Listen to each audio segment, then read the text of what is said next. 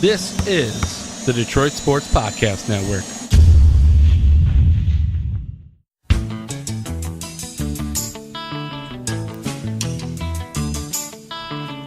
Young Derek would love to take my order. Hi. He works at the coffee shop just up the street. Morning. He's happy and annoying with a smirk the size of Texas. He's my coffee enemy.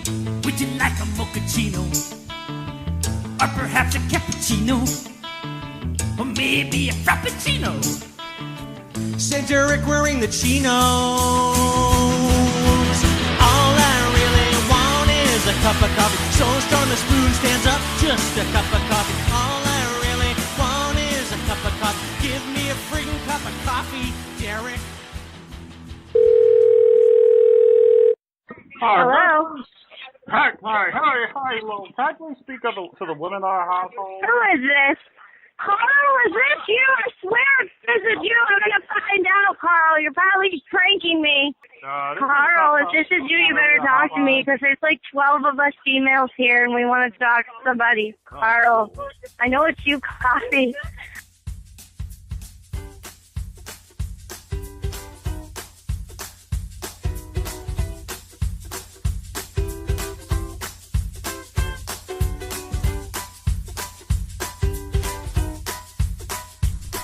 Hi, hello, Coffee Nation, and welcome to episode 6 of the Coffee with Friends podcast. I'm your host, Carl Coffee. With me once again is second-time guest, Tim Anderson. What's up, Tim? How you doing, Carl? The first second-time guest. How does it make you feel? Woohoo! Coffee with Friends podcast, a member of 2 networks, the Overtime Sports Networks. We can check them out at otsportsnetwork.com or on Twitter at _OTSN. Or the Detroit Sports Podcast Network, DetroitSportsPodcast.com, or on Twitter at Detroit Podcast. Tim, this episode is called What's Their Fate Without Tate? You get where I'm going? No bueno. Yeah. Yes, I do. It's no bueno. This podcast is broken up into 4 segments. We have a new segment. First one is called Stump the Expert. That's taking the place of I Bet You Can't. We have another 8 to 1. We'll be talking Halloween candy because when do you start eating Halloween candy? November 1st, pretty much. That's right. Yeah. We're going back to Craigslist bartering like we did in the early shows. And then the main segment, because, Tim, this is a sports podcast. Did you know that? I did. Yeah. So, Tim, what was the highlight of your day? Finding out that Nick Mullins was starting for the 49ers. Isn't it depressing to see the Niners at 1-6, knowing who their one win was against? Yeah. There's no. It's very telling, Carl. Golly. Very telling. That team should be 5-2, my friend. Whatever. Okay, so I kind of talked about it already. Stump the expert. So I asked you, what is something, a broken down topic that you're an expert in? And what we got to was the 1992 Major League Baseball draft class. Interesting. That's right, Carl. Their most famous draftee was who? I would go Phil Nevin. No, I take it back. Derek Jeter. Yes, there you go. Okay, that's not because that's not the question. He had just turned away from University of Michigan to play for the Yankees. I was actually at the baseball camp that he was supposed to be at as a representative of University of Michigan, and he was already somewhere in Florida. Yeah, he was picked 6. There's a few guys before him that I've never heard of. Like the Wallaces. You've obviously heard of Phil Nevin, Chad Mottola. I mean, we can't. And Paul Shuey. We just lost every listener because we're breaking down a Major League Baseball draft from 26 years ago. That's right. No, but it was a pretty bad draft looking at it. I think, Jeter will probably be the only Hall of Famer. But you know what? That's not true because there's going to be other Hall of Famers. And that's leading to my question, Tim. Okay? Uh-huh. Of the people drafted in the 1992 Major League Baseball draft, 4 of them have Super Bowl rings. So, Tim, what I was saying... Oh, my goodness. I don't want you to name all 4. I was saying, Jeter's going to be in the Hall of Fame, but maybe one of these guys will be in the Hall of Fame for football. You just have to name 2. Oh my goodness, Carl. All right, so I'm gonna stump you, right? Is it John Lynch? I mean, do you have Wikipedia open? I do not. Yeah, that's one. That's absolutely hilarious. He was picked in the second round by the Marlins, 66 overall. He's probably going to be in the Hall of Fame, right? He's pretty good. Yeah. I mean, actually, I wear his Buccaneers jersey fairly frequently. There's 3 others, Tim. You just need to name one. I'm being nice. Others. I'm being nice. I mean, bad radio if you just think. I mean, I can edit out the thinking time, but I mean, are you stumped or do you have any guess? Give me a second. It's the 92 draft. 2 of the guys won it with the Patriots in 01, and another guy won with one's the going to be Saints. Tom Brady. It's not Tom Brady. He was 95. It's by the Expos. Yeah, no, you got me. Yeah, I only got one. I'm impressed you got one. Mark Brunell was drafted. I'm not surprised. He was a pretty good quarterback, and I didn't know he was with the Saints in 2010, but yes, he sure was. So that's when he got his ring. We got Lawyer Malloy with the Patriots, and then I didn't know that at all. Terrell Buckley, also with the Patriots. Yeah, no, those were total whiffs. I never would have guessed those 2 at all. Sweet. I mean, Brunell makes sense being a left-handed quarterback, but the 2 corners don't make any sense whatsoever to me. All right, so this first ever segment, Stump the Expert, was a success. Just like in I Bet You Can't, I have a perfect score, which feels good because I'm the host and I should always be right. So, Tim, what was the low point of your day? Low point of my day. Applying for any and all jobs. Fun. I went to college and I graduated from college. And, the job market is so crappy that any and all jobs. So 8 to 1 is Halloween candy. And I did some searches for, the most popular kind of candy. And, I mean, I could have put Snickers, Milky Way, Three Musketeers, but they're also similar. So I just included Snickers. And I had 4. So for the 8 to 1, I have 4, chocolate candies and 4 fruit candies. So the first matchup is Reese's Cups versus Kit Kats. Who do you got? Reese's. Why? No, it's the way that the peanut butter complements the chocolate. Yeah, I can't veto that. Reese's was my higher seed. They'll move on. So now we have Starburst versus Nerds. Starburst. Why? It's like first of all, you can opt which ones you eat. And it's not like a box of chocolates where you know what flavor you're getting. And the lemon ones always end up, in the center, of the console of the car for 6 to 7 months. And you're like, oh, hey, I have a lemon Starburst. Yay. Where Nerds are just kind of like, we're here, we're nerds. So last time you were on the show, you didn't have any time to prepare, really. Yeah. And you didn't get to sit in the throne of awesome. I did not.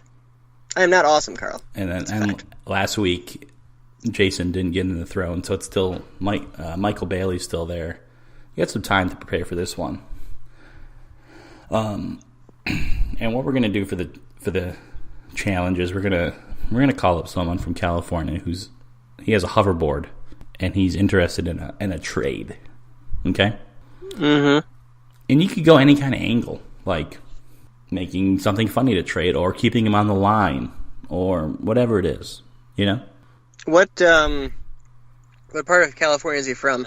Orange County. Okay.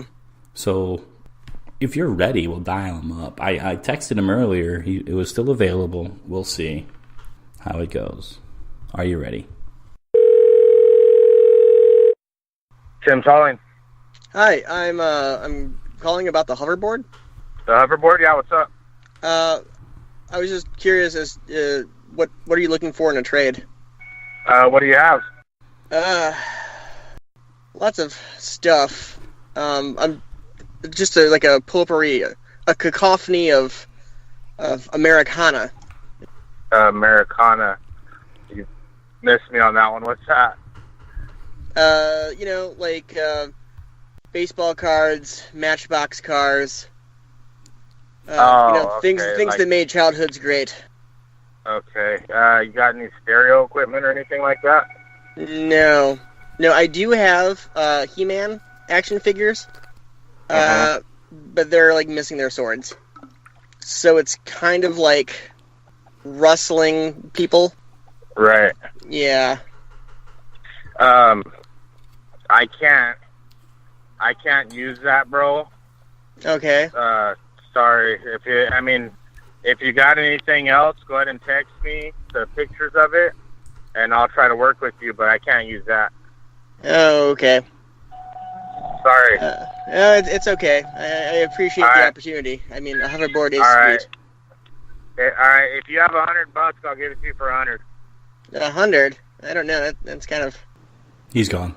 Okay, damn it. It wasn't that bad. Did you like the cacophony of Americana? You had a conversation with him, and for this challenge, that means a lot. We can work with that, Tim. That was good. Not bad. Seemed like a nice guy. He had the same first name as you. And it said $150 on Craigslist, so he liked you enough where he knocked off $50.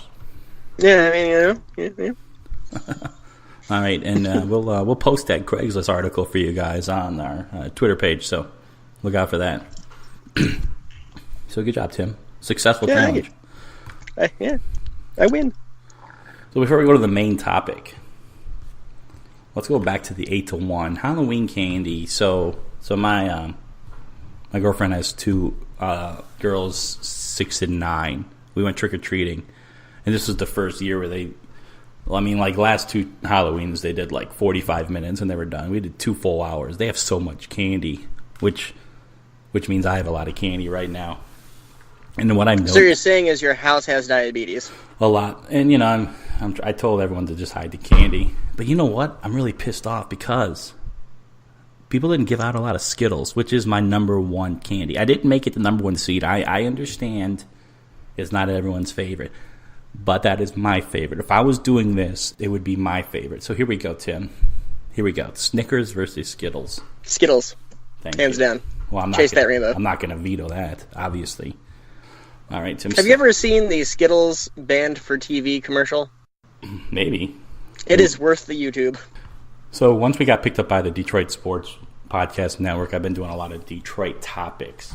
Okay. We're both from Michigan. Now we live near D.C., which only has one college football team, Maryland. And somehow they're in the Big Ten. Still, I have to remind myself, Maryland is in the Big Ten. Michigan State's going to be there on Saturday. But who cares? What just happened in the news with Maryland, Tim? Durkin was reinstated and then fired the next day after being suspended when the football player died on the field.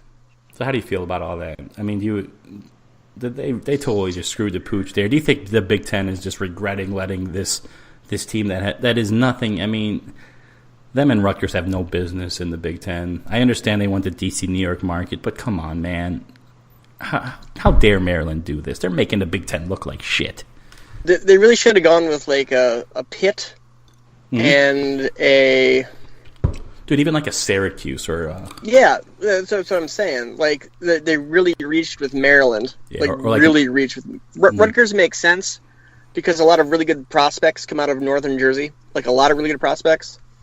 Like, Peoples-Jones... No, I get Jabril it. Peppers. I get it. It's just weird. I went to a Nats game last year, and it was Big Ten night. It just tells you they're just really trying way too hard to make this area into Big Ten country. It's not. I mean, it's ACC all the way. And the old former Big East. I miss the old Big East. But we're not going to be all nerdy. It's a sports topic, but we're not going to talk about it too much. Go Georgetown. I just wanted to touch base on that. It's kind of crazy.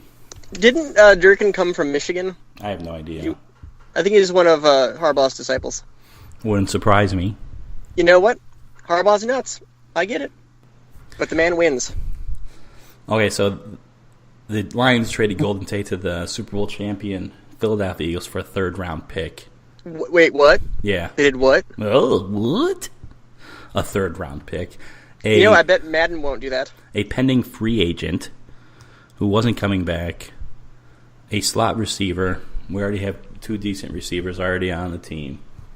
I'm fine with it. But why would anyone be upset about this trade, Tim? Put yourself in the shoes of someone who's upset and tell me why you'd be upset. So the Lions are saying that they're all in to win, right? Are they? So if they're all in to win, why are they giving away their best receiver in terms of targets to receptions? The target to receptions ratio is really high. His rack abilities, you know what I'm talking about? Yeah, yards after the catch. Woo! I don't understand it. It doesn't make any sense. And for a third-round pick, like, I get, like, Bob Quinn is some sort of draft guru, but finding anybody in the third round, like, we traded our third-round pick this year's third-round pick to the Patriots last year for Hand, which, you know, in hindsight was a good trade, but even then, like, how are these guys falling to, like, the third round? You know, the NFC North is beating each other up. It's probably only going to take 9 games maybe to win the division. So it's not that tough. But the Lions have a tough schedule, and we'll talk about that later.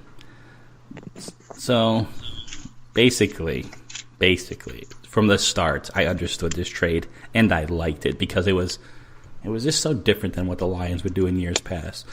Granted, there was that 1 year we traded Roy Williams for a first-round pick. For 3 first-round picks, it was not for 3. It was for 1. Ding dong. No. We got several for that. No, you're wrong. It was just 1, and it ended up being that other tight end, Pettigrew. That was miserable. But listen, back then the Lions weren't in contention. If they beat the the Vikings. It's 4-4. Game on. Let's see what happens. We'll see. So Quinn and Patricia, Patriots guys. The Chiefs did it. When the Chiefs kind of changed their identity maybe 10 years ago, and they just kept hiring Patriots guys. They wanted to be like the Patriots JV team. They're not really like that now. They kind of have their own identity, but I get what the Lions are doing. They're hiring people from Patriots Nation because they know how to win. Do you trust these guys, Quinn and Patricia? Yes, I do, because of the pedigree, but only because of the pedigree. Yeah, but you know what Patriots coordinators have done when they left New England? Jack Shizzles. You don't care? They've done nothing. They've become mockeries. Yeah, so does that concern you? Patricia does, Quinn doesn't. Got it. All right. This is a sports podcast, but we talk about other things, like Halloween candy. And no joke, dude, no joke. The number one candy in the girls' load, pile, whatever you want to call it, is Sour Patch Kids. And then that's going up against Twix, because Twix is, Sour Patch Kids. Oh, just like that? Yeah. You don't let me build anything up, dude. Unequivocal. So we got our 4 first-round winners, and no veto yet. I've never used a veto in the second round. So we got Reese's, Starburst, Skittles, Sour Patch. So we got 3 fruit candies and then 1 chocolate. All right. I like diversity, Carl. I had no idea John Lynch was that good at baseball. Yeah, he was great. So my friend told me, who listened to this show, he's like, Carl, I've never heard a host ever just change topics like you and make it seem so easy. Do you get that feel? Yeah, your transition game is strong. I hadn't even thought about that. When he said it to me, I started thinking about it. I was like, well, okay, well, I just want to cover everything. Anyways, so we have Tim Anderson on the line, my old buddy from Michigan. And we've talked about everything pretty much. He called Craigslist to barter a hoverboard. And when that call started, Tim, I thought it was going to be a fail. It seemed like you kind of had your, looking at a headlight, and you were just frozen. But I had to think about, I had to think what would be funny. It was pretty good, and it was a good call. Like, when we did Arby's, people don't know this. We called how many Arby's before we finally... Oh, it was like 6. It was bad. So we got the first try, and this is a new show. What do you like better, the 60-second challenge, or do you like the bartering? I think the bartering is funny. Yeah. Thank you. Okay, so let's go back to the main topic. It's a sports podcast, and there's 4. Oh my! I just got my idea for the next one. Oh my God, it's great.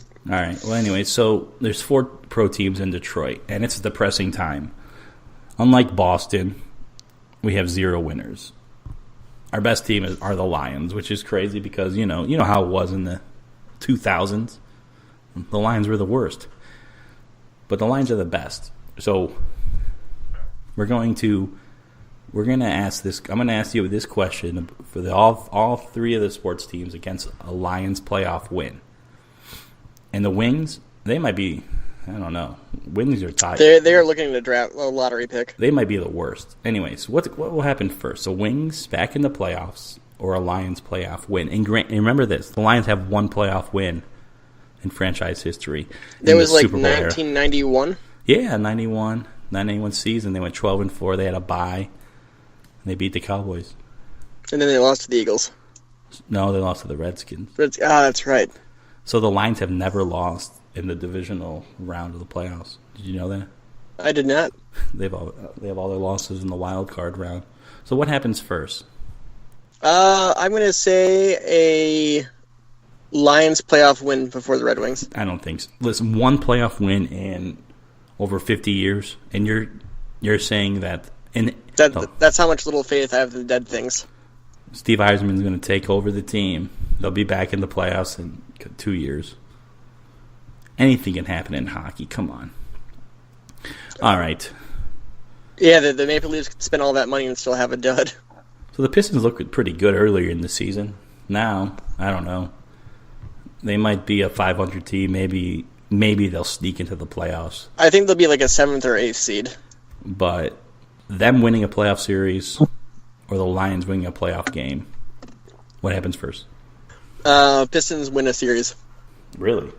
Yeah. I really like the front court the Pistons have. I don't know. I like having Drummond and Griffin together. That's a dynamic duo. All right, so far you have Lions winning before the Wings get in the playoffs, and you have the Pistons winning a playoff series before the Lions win a playoff game. All right. Mm-hmm. Now we're going to talk Tigers. Tigers finishing 500 or a Lions playoff win. What happens first? Tigers finishing 500. They play in a terrible division, right? They do. I mean, you could finish 81-81, not even be close to the playoffs. I get that one. Tigers might be good in 2 years. You can have 100 wins and not make the playoffs. It's ridiculous. All right, let's look at the semifinals of this candy tournament, shall we? Yes. By the way, how early is too early to listen to Christmas music? Is a kosher Catholic who worked in retail all through the dime I spent in college. I'm going to before November. So it's okay right now, huh? I'm going to give you a reluctant yes. Okay, fair enough. But today is All Saints' Day, so it's the beginning of the holiday season. So I was asking some people in Northern Virginia on the 30th if they've heard of Devil's Night, and they just looked at me like I was an idiot. So then I Googled it and realized, oh, that's only a Detroit thing. Yeah, I said the same thing in Philly in grad school, and they looked at me like I was nuts. You mean Devil's Day? And I was like, no, Devil's Night. I was like, okay, yeah, we're the only imbecile city that would do something like this. Anyways, Reese's Cups versus Starburst. Reese's Cups. All right, I mean, I'm not gonna veto that. Okay, I'm a fruit guy over a chocolate guy, but Reese's is just, it's a legend. They're in the championship. It is. This is the only one I can veto. After this matchup, my veto is useless. This could be the first ever 8-1 where I don't use a veto. Skittles versus Sour Patch Kids. Oh, Skittles. All right. So I mean, no veto used. Don't say what you did last time where I was announcing the championship matchup. I'm going to announce it. Don't say a word, okay? Yeah. It's Reese's Cups versus Skittles, and I'm not going to use a veto. You've picked a 1 and a 2 seed, so good job. Huzzah. This is a sports podcast, Tim, and our main topic is talking Lions without Tate, and I'm not worried, and I don't care, because I think the Lions are a 7-win team at best. Oh, wow, you're generous. Where do you think they'll finish this year? 5-11. Yeah, I hope they do. Better draft pick. I only see them winning 2 games on the way out, and that's against the Cardinals and Bills. Okay, they play the Bears twice. Yeah, I see Khalil Mack just beating up that China doll. So Tim has them at 5-11. I have them at 7-9. All right. Now we know. 6-10 is probably a good. Yeah. So when are they good again? When are they winning this playoff win? Probably in 2020. Okay. Golladay will become more of a veteran. We'll probably move on from Jones. Hopefully, we really are smart with our draft picks, especially the third we got for Tate. All right, Tim. Here we go. Championship matchup. And as you know, I can't veto this. The Reese's Cups versus Skittles. Who you got? I would just like to say, first and foremost, I'm a Dots guy. Yeah, that would. First and foremost. That would. But they're not in this. Not even close. I feel like I'm wearing my Princeton jersey to the Final Four. I'm going to go ahead and I'm going to say Skittles. Nice. There you go. Awesome. Skittles is my favorite. I said they were going to win for me, and they just won. I actually turned down a free bag about a month ago. Somebody offered me a bag of Skittles, and I didn't take it. What? Okay. Yeah, I know. What kind of situation is this? It was regrettable. Like you're just walking in a dark alley, and someone said, "Hey, kid, you want some Skittles?" No, if only. We were sitting in a metal shack in the middle of the woods at Fort Dix, eating MREs, and a fella sat a bag. He didn't want the Skittles that were in his MRE, and he sat them next to me. And I watched this guy who's our age, and weighs like 150 pounds, eat the Skittles. Cool story. Well, I mean, if I I probably would have gained 10 pounds just eating the Skittles. So are you good for him? Are you worthy of the throne of awesome? The throne of adequate. I say yes. Tim is in the throne. Sorry, Bailey. You know, Tim had a pretty good show here. You know, he came out firing. Decent challenge. He got stumped, but he said John Lynch. He knew his lion stuff. You're sitting in the throne, Tim. Congratulations. Huzzah! Any last words? Well, I think Nothing? I have so much to say. Wow. Go Michigan sports. You want to go to College Park and watch the Spartans play the Terrapins? You know, actually, I think I can get free tickets. Pass. Yeah, you know where College Park is? I wouldn't go there. Yeah. Johns Hopkins is also in a rough spot. I've known Tim for a while now. How did we meet, Tim? Through Brandon Corbett. Did we used to play wiffle ball? We did. What kind of player were you? I actually don't know. I'm a switch-hitting pitcher type. I'm a pretty junky pitcher, and I'd say power from both sides. I don't know how accurate that is. That's just how I see it.